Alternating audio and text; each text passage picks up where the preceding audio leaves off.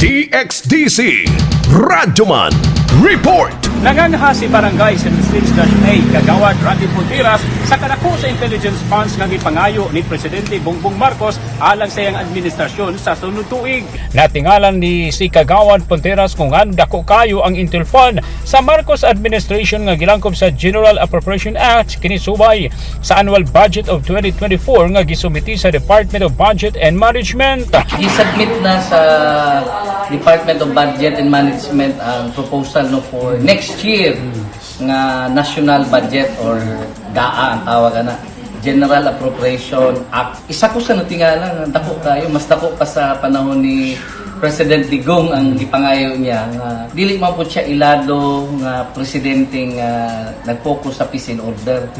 Dili na ko masuta asa niya kay nahanglanon ang dako kayo nga budget nga para sa intelligence fund nga gikaingon, no? Alang sa political analyst, duplikasyon na ang Intel Fund sa Marcos administration sa Intel Fund sa mga law enforcement agencies sama sa PNP ug ang 9.2 billion ka pesos dako na kining tabang para sa mga kabus kung dapat kini sa mga basic services nga gikinahanglan sa katawhan. Apan karon nga nalakip sa annual budget ang binilyon ka pesos nga Intel Fund sa Marcos administration, gihagit ni Kagawad Ponteras si Pangulong Bongbong Marcos nga iyang pamatud-an ug ipakita sa katawang Pilipino ang pagpatunay ug kaapsig kalinaw sa nasod gikan sa mga kriminal nga gabuhat og dawtan batok sa katawhan. Gikan sa Barangay 76-A ning atong syudad sa Davao, kasama mo sa balita ug serbisyo publiko reaching millions nationwide and worldwide for 70 years.